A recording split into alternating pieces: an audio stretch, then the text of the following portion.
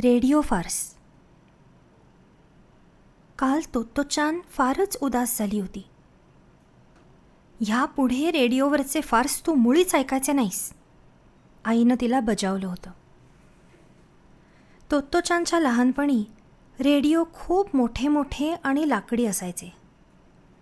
तोत्तोचानच्या घरचा रेडिओ आयताकृती आणि गुळगुळीत पृष्ठभाग असलेला होता.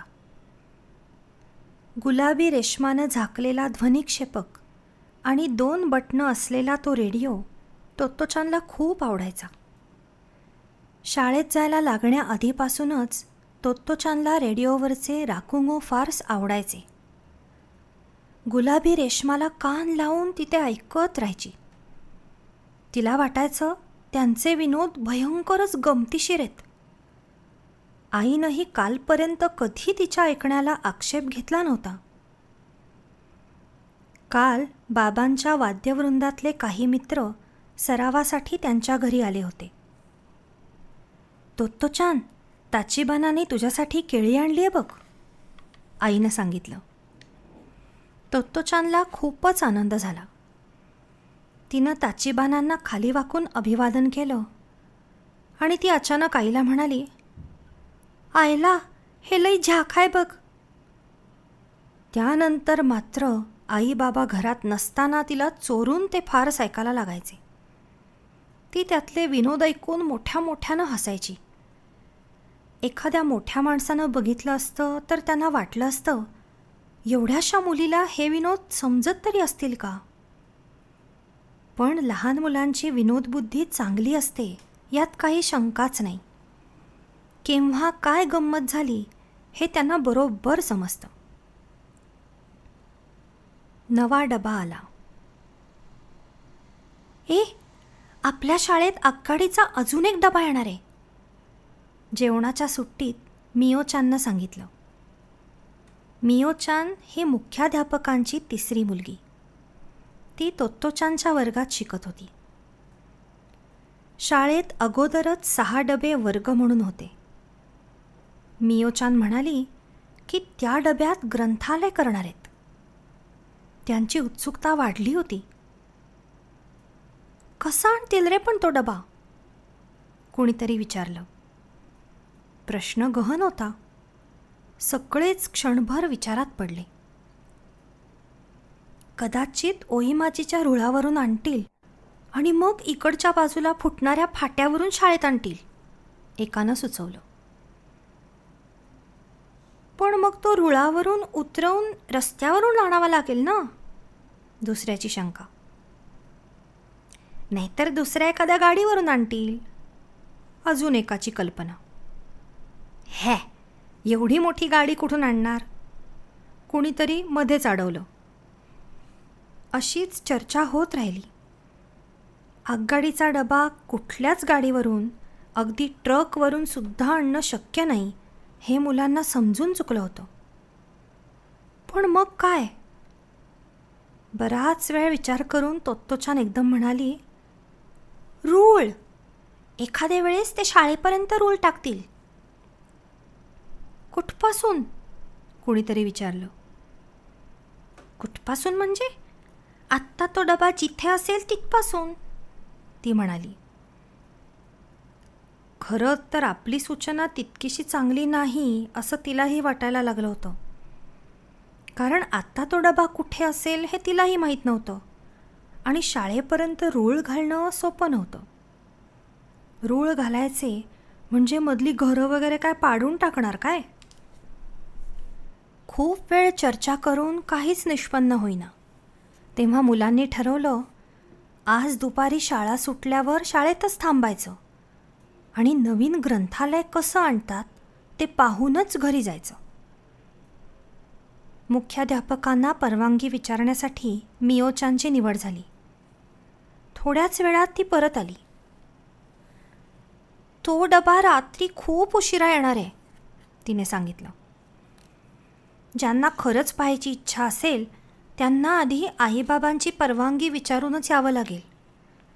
रात्रीचं जेवण झालं की त्यांनी आपापले घरचे कपडे आणि पांघरूण घेऊन यायचं. घरचे कपडे आणायचे, मुलांचा उत्साह वाढला होता. आणि पांघरूणसुद्धा? त्यांचा विश्वासच बसत नव्हता. त्या दिवशी कोणाचंच अभ्यासाकडे लक्ष लागत नव्हतं. शाळा सुटल्याबरोबर सगळे सरळ घरी गेले, ते पुन्हा संध्याकाळी भेटू या आशेनंच.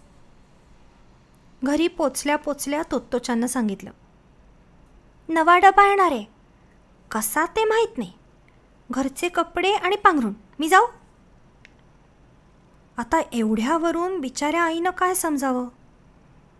पण तोत्तोचानच्या गंभीर चेहऱ्यावरून काहीतरी वेगळं आहे एवढंच तिला समजलं.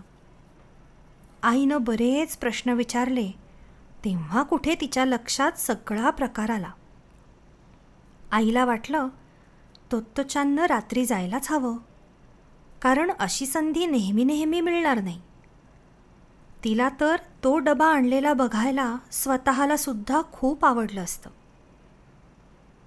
आई जेवण झाल्यावर तोत्तोचानला शाळेत घेऊन गेली. 8-10 मुलं तिथं आधीच जमली होती. त्यात काही मोठी मुलंही होती. त्यांनी तोत्तोचानच्या वर्गातल्या मुलांकडून ऐकलं होतं.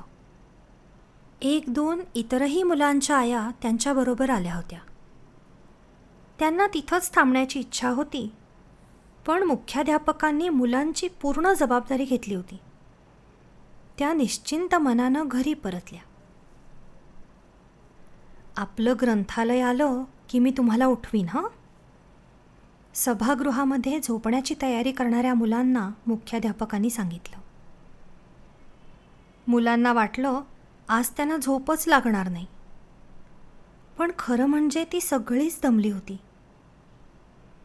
नक्की उठवा हं, असं म्हणत त्यांना कधी झोप लागली हे समजलंच नाही. आला आला अशा आवाजांनी तोत्तोचान जागी झाली आणि धावतच मैदानातून ती फाटकापर्यंत पोचली.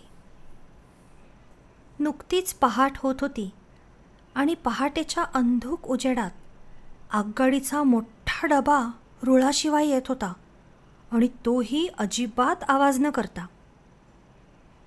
तो डबा एका चाकाच्या गाडीवरून आणला होता आणि ती गाडी ट्रॅक्टरला जोडली होती. ट्रॅक्टर नावाचं काही असतं जे आगगाडीचा डब्बासुद्धा ओढू शकतं, असा नवाच शोध तोत्तोचानला लागला होता.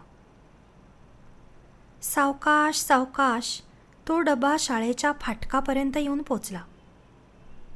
त्या काळी याऱ्या म्हणजे क्रेन्स नव्हत्या, त्यामुळे डबा शाळेच्या मैदानापर्यंत पोचवायचा म्हणजे खूपच अवघड काम होतं.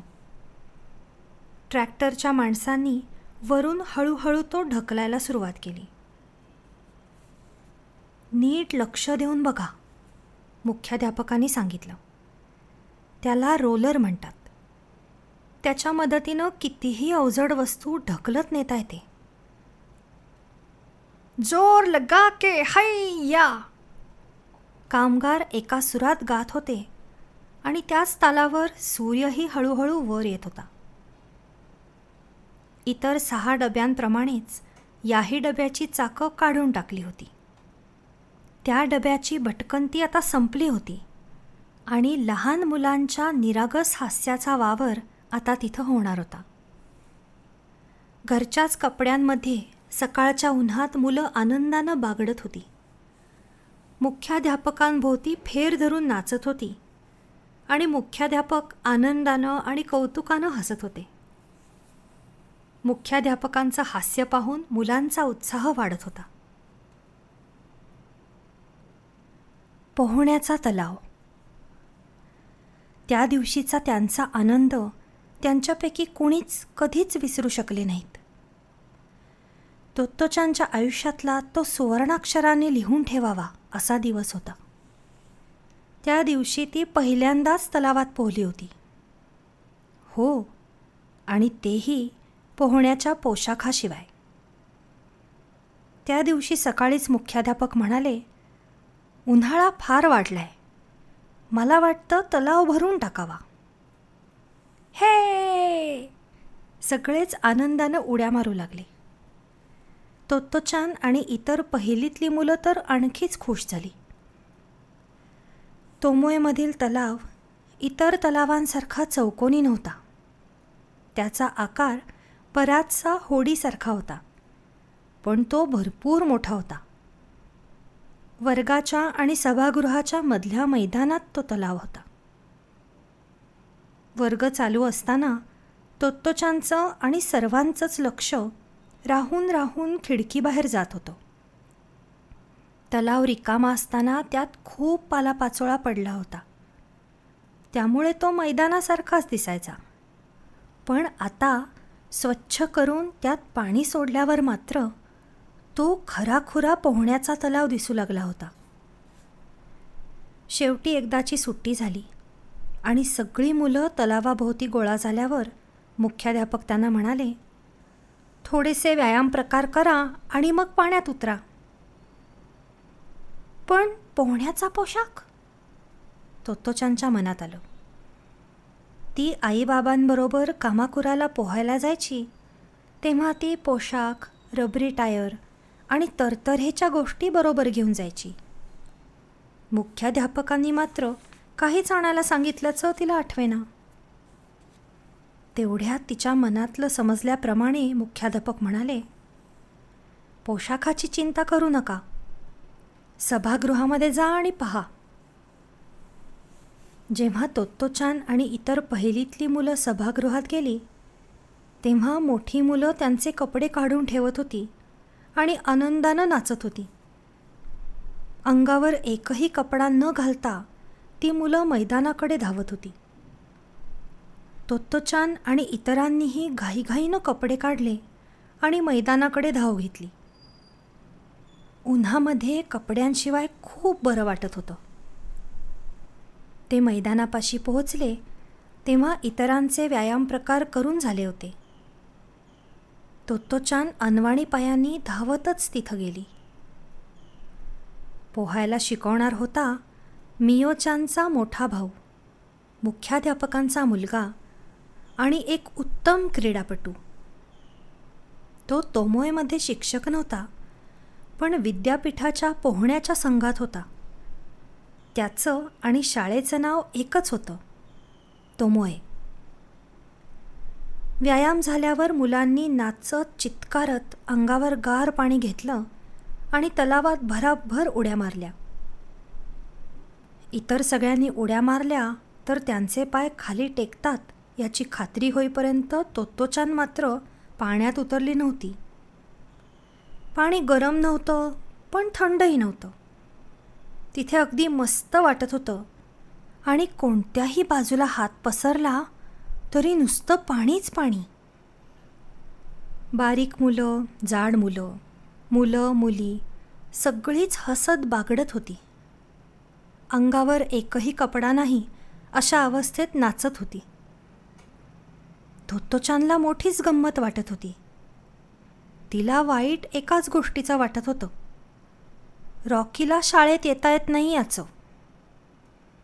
तिला खात्री होती की रॉकीला जर समजलं असतं की पोहण्याच्या पोशाखाशिवाय सुद्धा आलं तरी चालतं तर तोही खुशीनं पोहायला आला असता. तुम्हाला आश्चर्य वाटेल की मुख्याध्यापकांनी मुलांना कपड्याशिवाय का पोहू दिलं. तसा काही नियम नव्हता.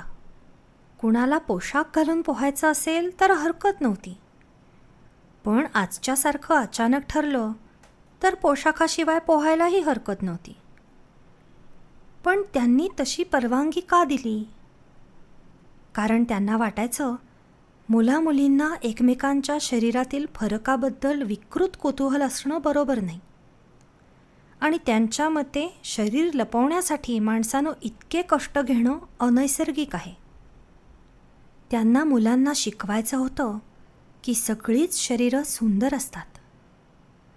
तोमोएमधील काही मुलांना पोलिओ झालेला होता. उदाहरणार्थ यासुकीचान. काही खूप लहान शरीराची होती तर कुणाला इतर काही व्यंग होती.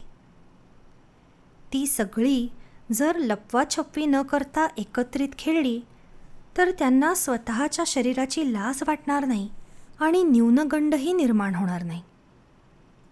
आणि तसंच झालं होतं.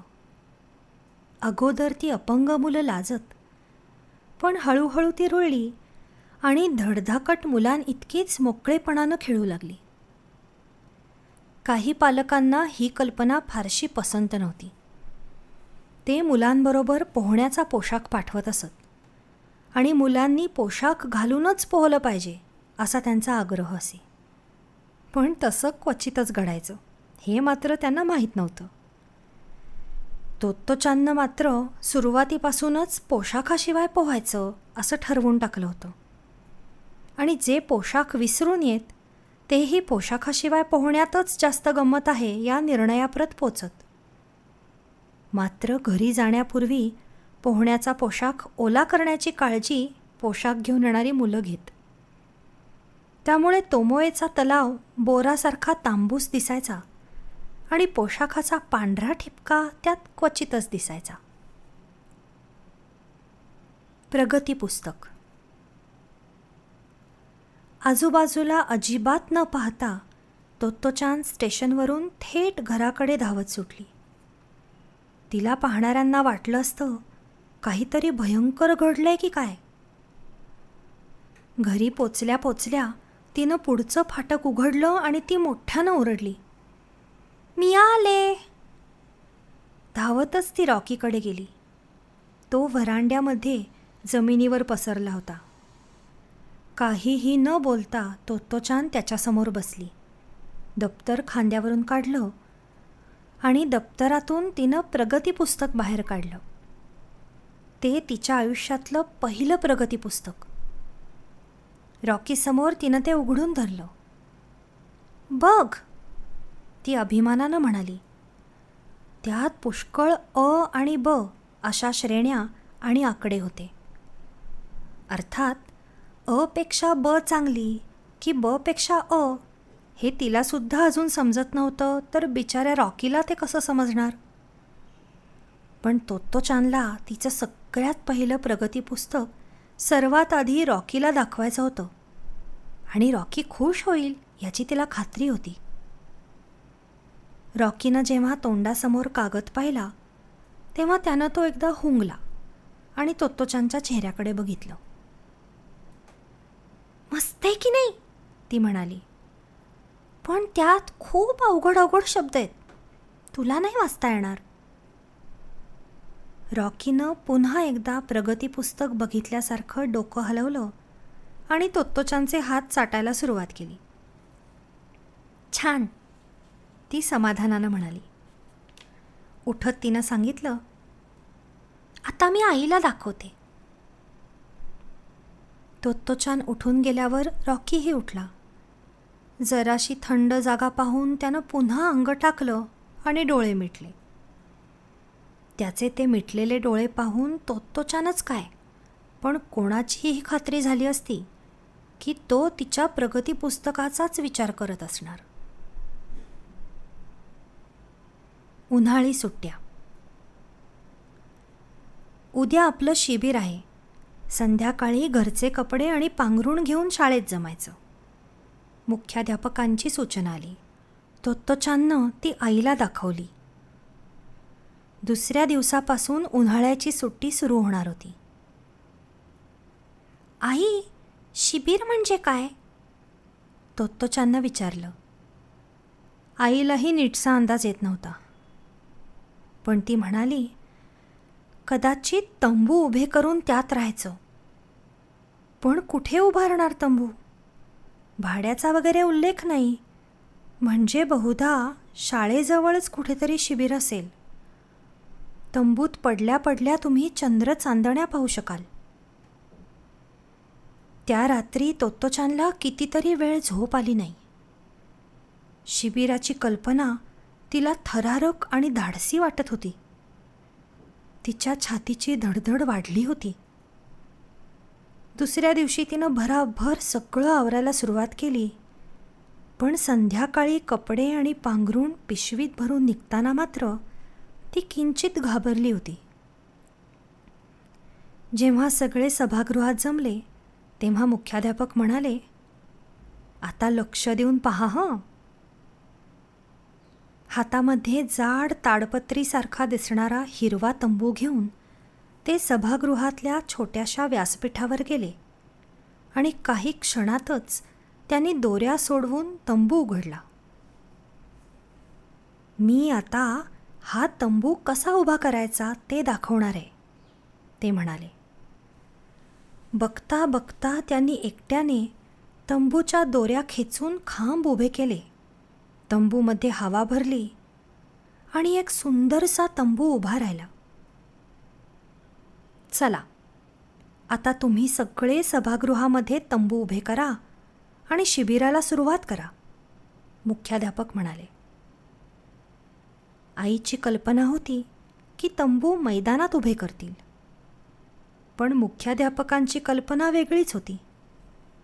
त्यांच्या मते सभागृहामध्ये मुलांना अधिक सुरक्षित वाटलं असतं आणि बाहेर पाऊस पडला असता किंवा थंडी वाजली असती तरी प्रश्न आला नसता. मुलं आनंदानं नाचत बागडत होती.